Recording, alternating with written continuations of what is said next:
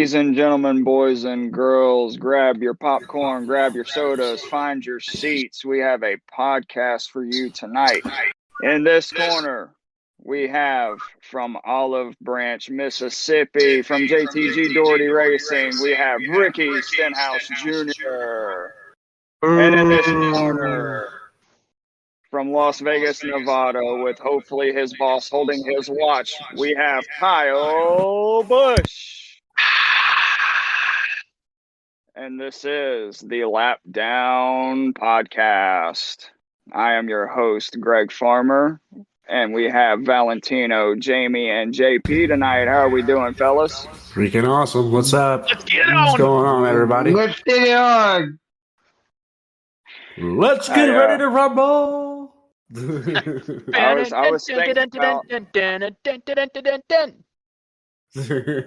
was thinking all day how I was going to do that intro, and I think it came off pretty good. It did. As always, we got to thank the Alkali Project for the intro and outro music for the podcast, and please be sure to check out their album, The Blood World. So before we get into what everybody wants to hear about, which we will get into it, obviously. Yeah, Joey Logano winning the race. Yeah. So one of the other big stories of the weekend is Kyle Larson qualified 5th for this weekend's Indianapolis 500, making him the highest starting rookie in Indy 500 history. And I don't know if you guys had seen it or not, but Rinus VeeKay also shocked the world this weekend, making the Fast 12 with about 45 seconds left in Saturday's qualifying session. Fantastic job, VK. Yep. Now, got a question for you guys.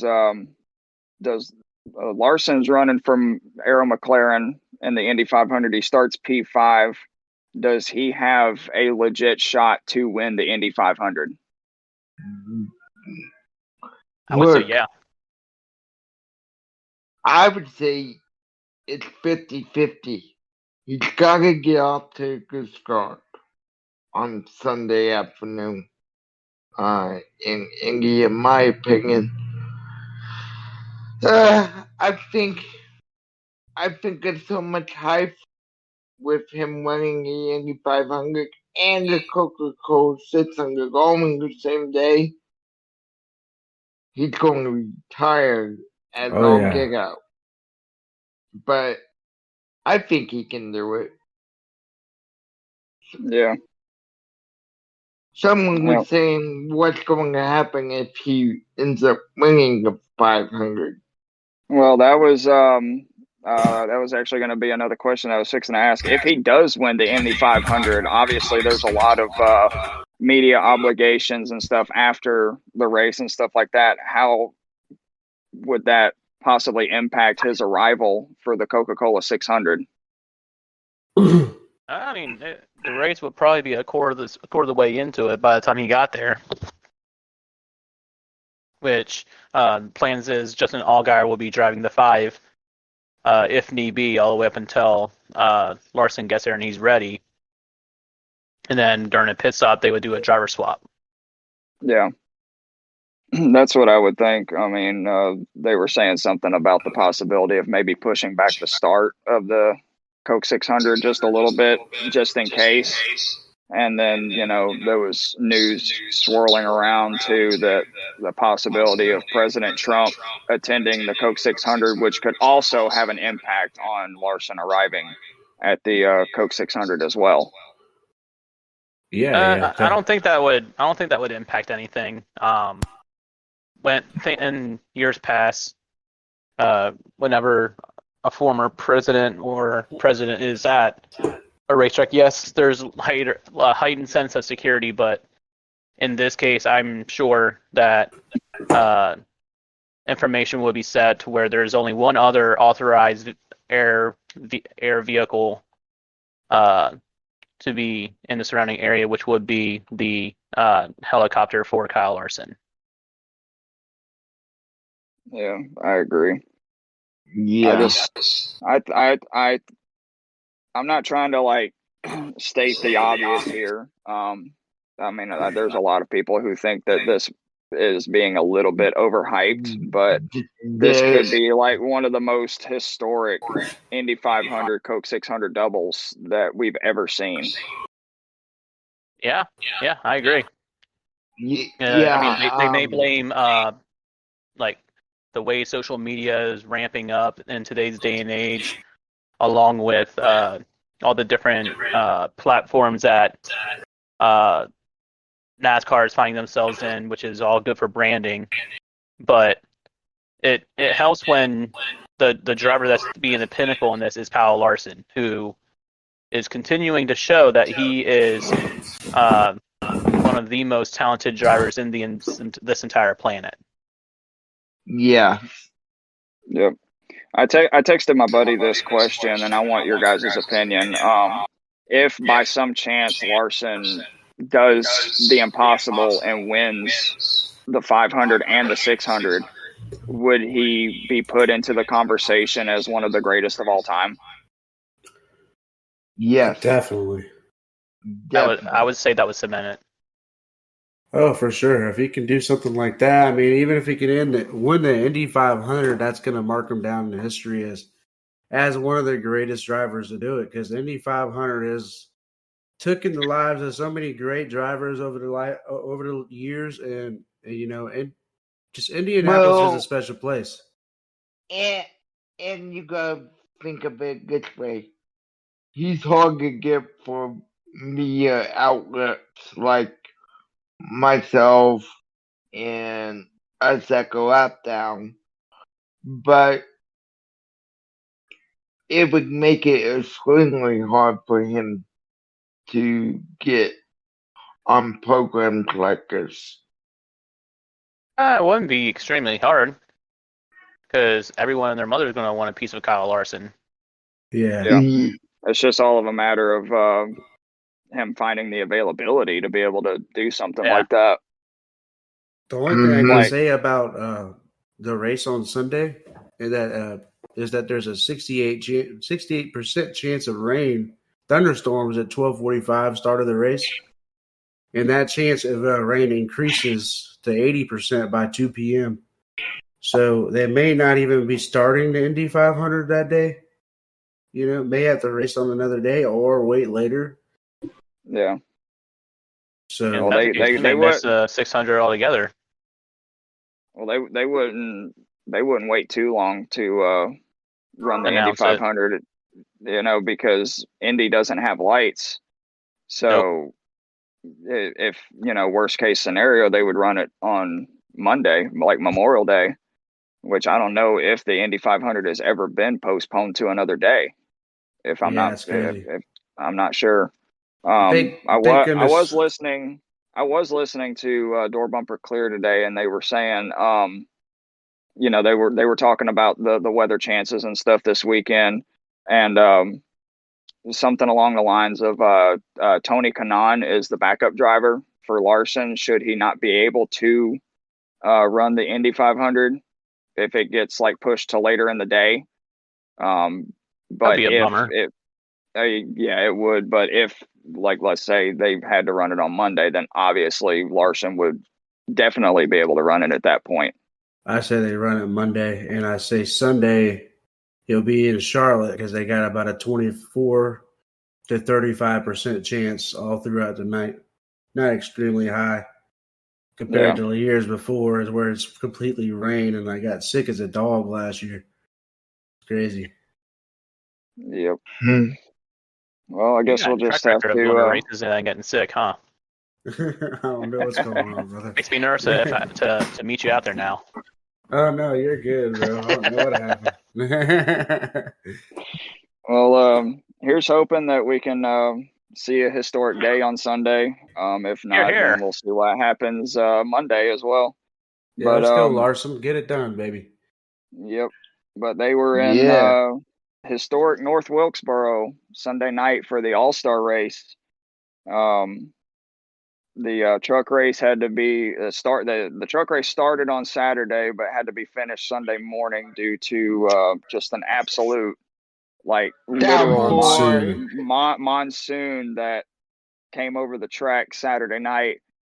So much so that the entire turn 1 infield flooded completely. There was about 3 feet of standing water. Yeah, they had to call Scuba Steve in there. Yeah, there were people out there diving in the water, putting on a show for the fans that were still there. You had tires floating down pit road. It was one of the craziest things I'd seen on Twitter. But Joey Logano won the pole for the All-Star race, while Christopher Bell's team won the pit stop challenge. Joey led 199 out of 200 laps on Sunday to secure the $1 million bonus for the All-Star race. Now, but you see, he couldn't lead them all. He couldn't lead them all. Well, the one lap that he didn't lead was through like a pit cycle or something where his pit stall was behind the start-finish line, and so they credited Brad Keselowski with leading that one random lap. There you go. But we need somebody to lead one thing. We can't have a whole race go to one person. Here, Brad. Here's your commemorative lap. Well, Dale Jr. did say sometime back in the 1990s when the All-Star race was 70 laps at Charlotte, Dale Earnhardt Sr. led all 70 laps. So, they didn't want Joey Logano to be on the likes of Dale Earnhardt. Let's be real. He's too tall.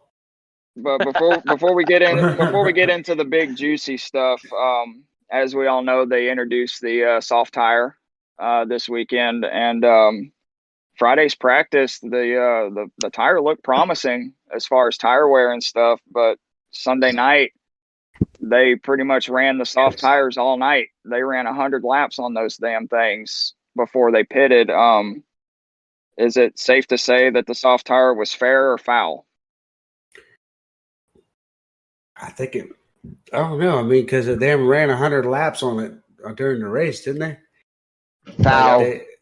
But before we go any further, let me say that when they practiced, it was during the daytime. When they ran the race, it was at night. The track was cooler, the air temp was cooler, so tires weren't wearing as much. That may have had something to do with it. Oh man, I don't know. I ain't gonna like that. When you go to Bristol, you bring those tires out. They're gonna be running around in the same tires for a long, long time. It's really cool in September in Bristol. Yeah, a little cool in the evening. Mm-hmm. Denny Hamlin did say that I listened to Actions Detrimental today. He did say that the soft tire was a step in the right direction. He said it was basically a starting point for how soft they can actually go on these tires. And he said the same thing that Cliff Daniels said the other night, that they just need to blindly take this tire to like Iowa or New Hampshire or something and just run it. No practice, just put them on the cars, take the green flag in the race, and see what happens. Yeah, because they'll really wear the tires out around there. Well, the other thing that I was going to say, though, is I'll use Kyle Larson as an example when it comes to the soft tire. So it all comes to how you manage a tire, and I think Joey Logano did a really good job at managing the soft tire, because during that last stint, Kyle Larson looked like he was getting ready to just blow this thing out of the water with how quickly he was coming through the field and how quickly he caught up to Logano and Hamlin. And he wore out those tires quicker than anybody that I've seen. Because he got there, he was able to hang with them for about 5-10 laps, trying his best to get around him, and then all of a sudden fell off a cliff. He fell off a cliff, exactly. So that's what Kyle Larson did, was just showcase what could have been with the soft tires if they're absolutely going for it. So, and I think that from a strategy standpoint, that's a win for the soft tire and NASCAR. If you get down to these late race cautions that causes everybody to come down pit road, you're going to see significant speed increase for a lot of drivers who are trying to get that extra edge to try and close out a win. Mm-hmm. Yep. But let me just put this on the table too. Denny Hamlin was putting out some of his stats from the All-Star race. He ran the 2 fastest laps in the race. He ran the fastest lap on lap 100, which was the end of the first segment, and then he ran the fastest lap on the final lap of the race, lap 200. His fastest lap on lap 100 was on the hard tire. It was an 18.72 second lap. And with the soft tire, he was running the soft tires in the final 100 laps. And on lap 200, his lap time was an 18.68. So he was only 4/100ths of a second faster on that soft tire versus the hard tire. And the soft tire had 87 laps on them come the end of the race, while Kyle Larson had 52 laps on those soft tires. Yeah. But the other thing that we're not taking into consideration is the handling on the 11 car was definitely a lot better than anything that Hendrick brought to North Wilkesboro. Yeah. So, like Kyle Larson, he was treating North Wilkesboro as a dirt track. Like he was just slamming it into the turns, sliding the tires, and probably treating it like an Indy car at this point. Yep. Yeah, other than Larson trying to make a charge there at the end, the Hendrick cars were literally non-existent this past weekend. Chase Elliott, I don't even know where he finished. Larson finished 4th. Byron finished pretty much, I think, 19th, like some 14 laps down after he broke a toe link, and then Bowman didn't even make the race. So, Chase got 8th place. Ain't the best, but yeah, I mean, it's respectable for the All-Star race, though. Yeah. He's trying to be consistent. Considering that Chase started also at the towards the very end of the pack too. Yeah. Yeah, Byron could have had the pole had he not had that speeding penalty during qualifying. Yep. Because he was the only one to actually beat Logano's time in qualifying, but then he sped on pit road and got the 10-second time penalty. Dang. Sayonara! Yeah. Sayonara! Yep. But, well, we got beef. Major beef. Beef. It's what's for dinner. Yeah, big time. So, everybody's seen the videos. Everybody pretty much saw it live on TV when it happened. So, back it up to the start of the race. Going into turn 1, Ricky Stenhouse Jr. went 3 wide going into turn 1. And Kyle Busch was on the outside. Denny Hamlin was down on the inside. And Busch scrubbed the wall and then came down and kind of bounced off of Stenhouse coming off of turn 2, which was most likely going to be the case no matter what happened because there was really no room for Kyle Busch up top there. But Kyle Busch assumed that Stenhouse fenced him going into turn 1. And so on lap 2, Busch got right up behind Stenhouse and gave him the old chrome horn and sent him pretty much head onto the outside wall, ending Stenhouse's night after 2 laps in the All-Star race. Now, there are no tunnels to North Wilkesboro, so you can't get out of the track. You have to stay in the infield until the race is over. And Ricky Stenhouse Jr. had 199 laps after that to stew on this. And right after the checkered flag, Kyle Busch walked to his hauler, and Stenhouse was there. And we all saw it. They got into a verbal confrontation, and at which point Kyle Busch said something that sounded sarcastic towards Stenhouse, and Stenhouse came in with a right hook, and chaos ensued after that. We had a massive brawl at the number 8 hauler. Now, fights are always good for ratings and viewership and stuff. How do you guys feel about Stenhouse's actions? Were they warranted after that whole incident, or do you think they should have talked it out a little more? It's Kyle Busch. Let's go one by one on this. Let's all give an opinion. So JP, you go ahead and start. Yeah. Okay. It's Kyle Busch. And Kyle Busch can be, we all know Kyle Busch can go looking for a fight.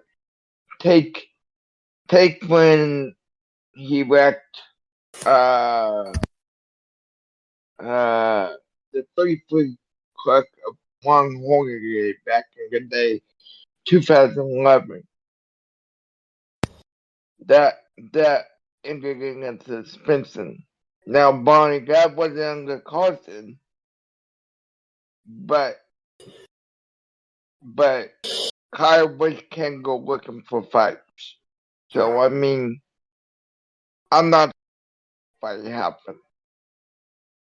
What I am surprised about is, to my knowledge, I did not see a NASCAR official break up the fight. I saw a couple team members try to break up the fight. I can see no officials around from NASCAR.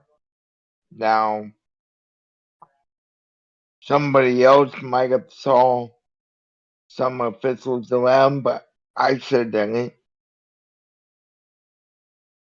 No, I didn't see any, and yeah, Kyle Busch can go looking for fights, but I don't really think that KB was looking for a fight on this one. Somebody told him that Stenhouse was at his hauler, and Stenhouse said after he came out of the care center that he was going to see Kyle Busch after the race. So this was more or less Stenhouse looking for something versus Kyle Busch looking for something. Stenhouse even said, I think I'm going to have Richard hold my watch. Yeah. Way before all that happened. He had a long time to brew. And honestly, he made the wrong decision. I mean, that was stupid. I mean, I honestly, in my opinion, I do think that Stenhouse got into Busch before he got into the wall, which led him to get into the wall. Because Stenhouse is known to put his car in the most awkward places at the worst times. And he's wrecked a lot of people in his life. Well more than Kyle Busch has. I mean, he's wrecked packs and packs of people, putting his car somewhere he don't need to. Now he's calling himself a knockout king. I mean, I think his dad got a better hit than he did. Well, while I don't disagree with your second statement about Stenhouse, wrecking a lot of people and stuff, I did see an onboard from behind Stenhouse and Kyle Busch, and when Stenhouse went in 3 wide, he never touched Kyle. They never made contact at all. The only time they made contact was after Kyle Busch had bounced off the wall coming off a 2 and then bounced off of Stenhouse's corner panel. That was the only time they made contact in that whole incident before Kyle wrecked Ricky the next lap. Damn. So Kyle Busch just got frustrated, I guess. Whatever. Yeah. Is it still warranted, though? I would say yes. Yes. I got you. What about you, Jamie? So, Kyle Busch does not have a good track record when it comes to on-track feuds. And am I accepting what Ricky Stenhouse did? No. Am I condemning what he did? No. Because at the end of the night, there was no points on the line. It was all about the winning $1 million. And in Ricky Stenhouse's eyes, he didn't even get a fair shake at trying to sniff the $1 million because he was completely taken out by a pissed off Kyle Busch because Ricky decided to take things 3 wide. And if you look into that race, Ty Gibbs actually made a very smart decision. He was getting ready to slide right underneath Kyle Busch, and he must have seen like the red aura around that A car because he just backed off. He was like, I want no part of this. But I was thinking about something. With this new Kyle Busch, Ricky Stenhouse feud that's getting ready to build up into Coca-Cola 600, who was the last person to have on-track incident with Kyle Busch during the Coca-Cola 600? Oh, you'd have to let me think on that one. During the Coke 600? Mm-hmm. It happened in 2006. 2006. Oh, wow. Kurt Busch. Nope. Kurt Busch. No? Nope, it's not Kurt. I thought them two got into it and wrecked going into turn one. Yeah. At the All-Star race. Oh, that was the All-Star race, not the Coke 600. Dale Jr.? Good thought, but it's not Dale Jr. That was in 08. I think that was at Richmond. Yeah, I have no clue, honestly. Is it Gordon? I don't think so. It's not Gordon. It was with Casey Mears. Oh. Casey Mears. Oh, wow. Yes. And they called it Track Rage in Charlotte, where Casey Mears lost control in the Coca-Cola 600, and then Kyle Busch did the same because he was trying to get back at Casey Mears for damaging his car because he was dominating that race. So Casey Mears set off a multi-car accident that sent Busch into the grass, and Busch got out of his car and had to be restrained by NASCAR officials because he was trying to get his hands on Casey Mears. Oh, wow. I must have missed that race. Well, I've seen him getting a lot of altercations. Oh, yeah. Well, shit, man. This was But my favorite feud was Kyle Busch versus Tony Stewart. That was fun. Busch checks after the 500. Yeah. How about Kyle Busch pretty much just burying his own team? I don't know if you guys caught that or not. It wasn't shown on TV, but someone caught it on video and posted on social media. Someone was pulling Ricky Stenhouse Jr. back, and he looked at Kyle and said, "I'll wreck you at Charlotte." And Kyle Busch looked at him and said, quote, "Bring it. I suck just as bad as you do anyways." And you got Andy Petrie, the vice president of RCR, standing right there listening to all this go down. Oh, shit, he knows that they're sucking too. Yep. RCR hasn't. Do you know what my shout out goes to, though? My shout out goes to whoever that buff dude that is on the 8 crew that just got on the ramp and was throwing people like they were in the Royal Rumble, just throwing them off the ramp left and right. And yep. Just to give you a good that idea. man is jacked. It was like he was taking his shot at the Universal Championship, dude. I was just fixing to say that.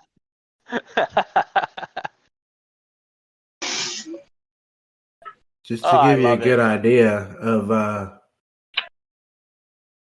how many laps that RCR has led this year, is 116 out of 28 races. Yeah, that's pretty bad. I thought you were going to go with total laps. I was going to say 10 this year. And we'll go over to like Joe Gibbs or Richard or Hendrick. It's in the thousands. Currently, okay, hold on. I'll find it.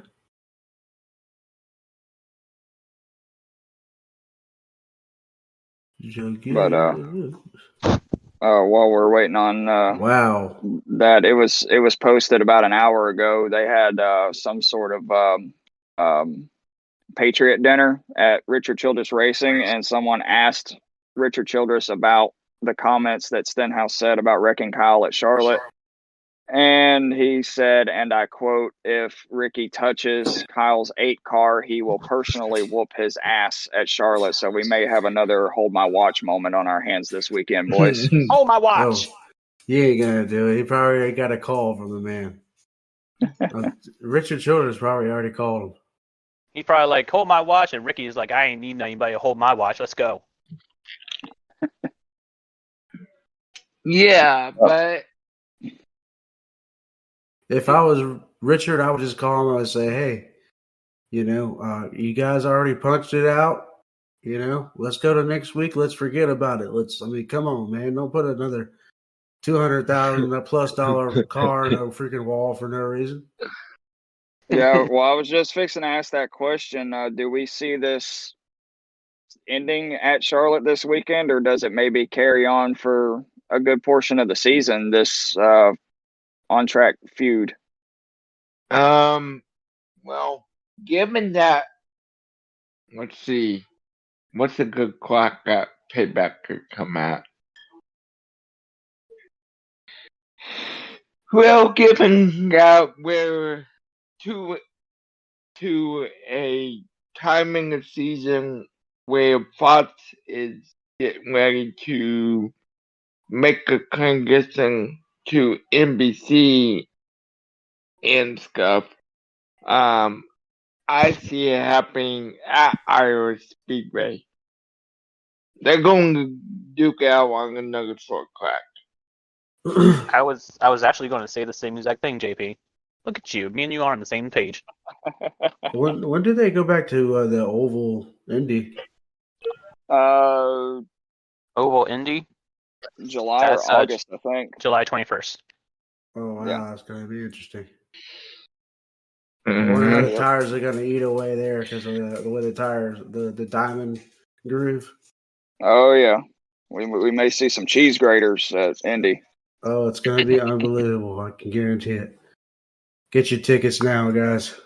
Yep. We all know what happened the last time they had a race on the Indy Oval. Tire failures galore. Oh, good gracious. Tire failures, curb failures. No, I'm talking about just the Indy Oval. Remember, they had like 7 or 8 tire failures. Like, I think it was 2000. I think it was 2019 or 2020 when Matt Kenseth was in the 42 after Larson got fired. Oh yeah. And the biggest one that happened during that race was when Denny Hamlin was leading with like 3 to go, and he just blew a tire going into turn 1 and just murdered the wall. And we all thought that Matt Kenseth actually had a shot to win that race. Mm-hmm. Yeah, I remember that. Yeah. But, well, 400 laps on Sunday night. I guess we'll see what happens between old Stenhouse and KFB. Mm-hmm. But we're going to go into our green flags and black flags now. And again, for our new listeners, green flags is something that we enjoyed from the race weekend, and black flags is something that we did not enjoy. So we are going to start with Valentino. All right, so I'll start with black flags. Well, I'm going to go ahead and say that obviously this track is going to, over time, they're going to groove in, and it's going to become something probably spectacular with the racing, but the racing is absolutely boring. I mean, nobody even gave the 22 a chance to get up there and run. He just ran away with it all day long. I mean, the racing was absolutely dead. I just don't think that track is great. The greatest place for the All-Star race, in my opinion. Other than the fans are great around there. The people are great around there. But not the greatest place, in my opinion, for an All-Star race. Just kind of boring. But what is a good place for an All-Star race? I mean, that's just a big question. You got to ask yourself. Charlotte. Charlotte's great too, I guess. But they just don't like doing the back-to-back, like same place, stay there for 2 weeks type deal. It's almost like the Speed Weeks where they're in Daytona for a while. But I mean, that's my black flag. It's just the racing was kind of boring. The green flags is probably just gonna be, I hate to be biased, but I love my Chase Elliott. He got a top 10 finish. He continues to be very consistent. And I say that every week now. I'm hoping this week he can show me something in that Navy digital camo Napa Chevrolet and put that thing in victory lane and make me a happy Italian man. Bada boopy. Bada bing. Well, I guess All right. on that, on that note, I'll go next. Go ahead. Get yourself some. So my green flag is seeing how Kyle Watson is taking this Indy 500 and Coca-Cola 600, taking it to heart. Dad and I were talking last night before the show. My dad just loves Kyle Watson and thinks it's awesome that he's doing this, and thinks that Kyle Watson has a great shot on Sunday to do the double and win both races. So I guess that's my green flag. My black flag happens to be, I agree with Tino there.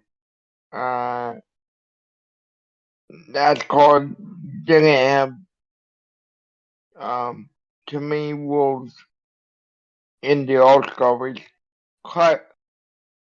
For me, the All-Star race is when you get out of the box, try some new things other than the tires.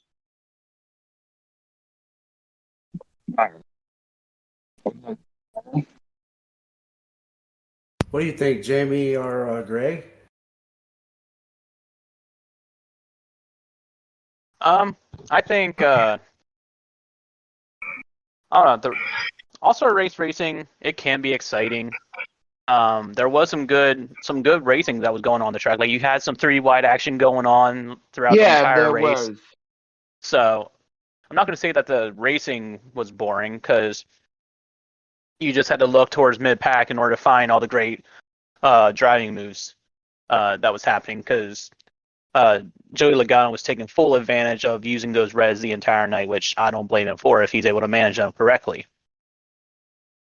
So I would say green flag is actually using the soft tires, just throwing the teaser out there of what these soft reds can do, and gives them a good baseline to make adjustments in the future for more races if and when they start implementing them and adding yet another strategic piece into the sport, which I think is much needed. And my black flag, I am going to say my black flag goes to Austin Cindric. How many more races are we going to have where he just ends up in the wall and finishing with another DNF or a very unforgettable race? It's starting to. I know Penske's not a patient man, and Cindric he's going to start losing his patience with this kid, and because he wants to win, he's got all of his ducks lined up for the Indy 500, and he wants to keep that trend going in NASCAR. But it's been a very rough year for Penske in NASCAR, not just for Cindric but for Blaney and. Good congrats for Joey Logano for winning the race and building some type of momentum for Penske, but Cindric's got to figure something out because he's going to end up finding himself out of a ride if he doesn't turn things around. Oh, yeah. Yeah. Penske swept it last season. What I'm going to say is I'm going to aggregate. I don't care that Cindric is the son of his dad is whatsoever. Yes, he is the son of a dad. That doesn't.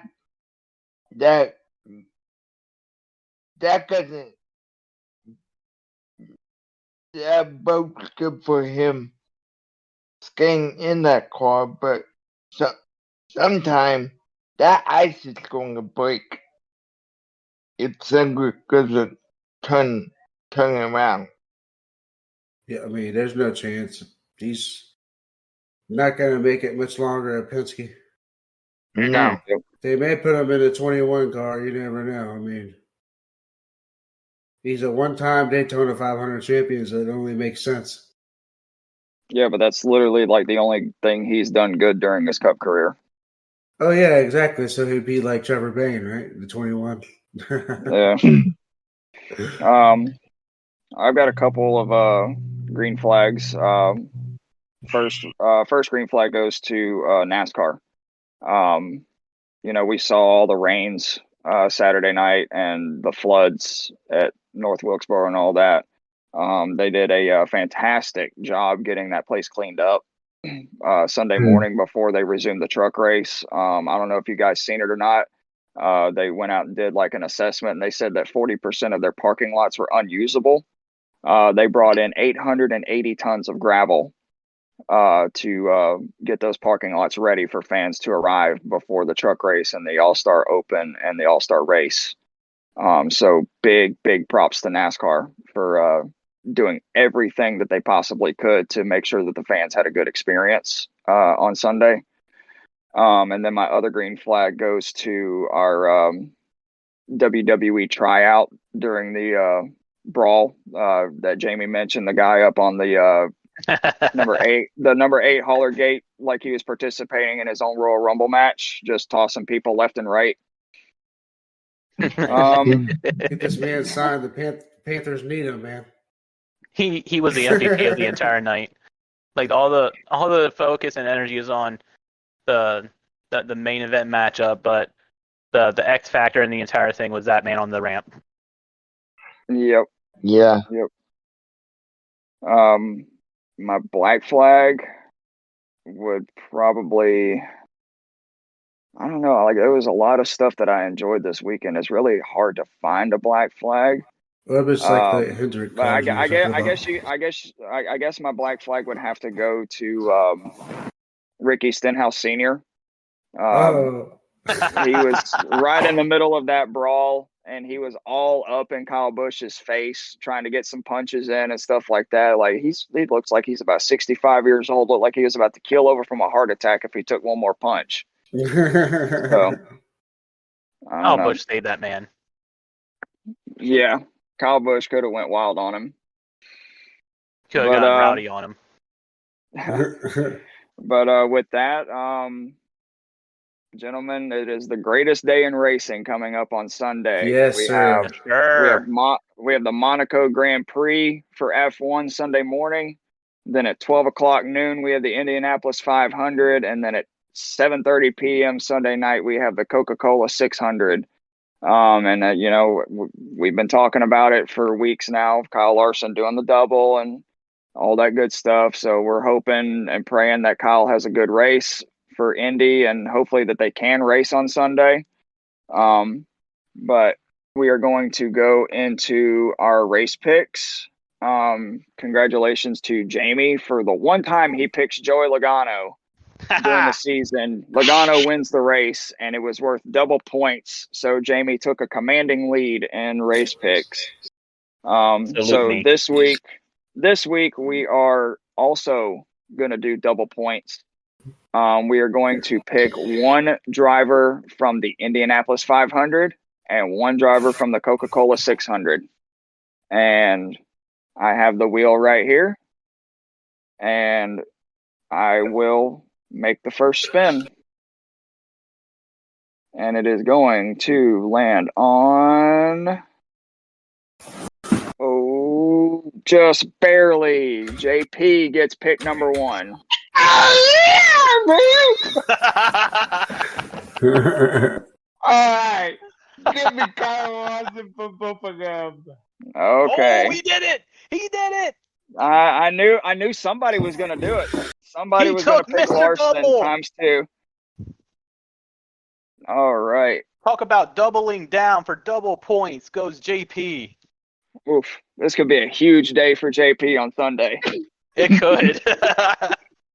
All right. Next pick is going to be myself. Ooh. All right. So for the Indianapolis 500, I am taking Marcus Ericsson. Okay. And for the Coke 600, I am going to pick last year's winner, Ryan Blaney. Very interesting. You think the Penske train is going to run a little wild? I believe Penske is fixing to hit their upswing. Interesting. All right, next pick will be Jamie. All right. We are going to, on the Indy 500, I can't believe y'all are putting some disrespect on this man's name considering he won the darn thing last year, but I'm going with Joseph Newgarden. All right. And then when it comes to Charlotte, I am going to go back and do William Byron. Ooh, okay. Ooh. I thought about doing Dennis the Menace, but I think y'all would just eye roll me again, so we're going with William Byron. All right, and the final spin is obviously going to be Mr. Valentino. No, you must spin it. I did spin it. All right. Oh, look, it landed on Tino. Indy 500, Will Power is going to win it. Ooh. Fantastic name, by the way. And we're going to have Chase Elliott winning the Coke 600 for the first time. How did I not see that coming? Shocker. You can hear all the shock in my voice right now, Tino. Absolute jaw dropper. Like that scene from Brooklyn Nine-Nine, the audible gasp. And for the first time in podcast show, Dennis the Menace was not picked on air. Yeah, that is a first. That is a first. But which, given his track record, is very surprising. Yeah. Well, boys, we do have a great weekend lined up with racing and all that good stuff. As always, a big thank you to all of our sponsors: Century PC, Sleeves, Duke Cannon, W Energy, Fanatics, Fubo TV, and Bulletproof Coffee. Thank you so much for sponsoring this podcast. And again, thank you to the Alkali Project. Thank you. I always got to give the special shout out. But until then, I'm Greg. For Valentino, Jamie, and JP, this has been The Lap Down, and we will see you guys after the greatest day in racing. Deuces. Deuces.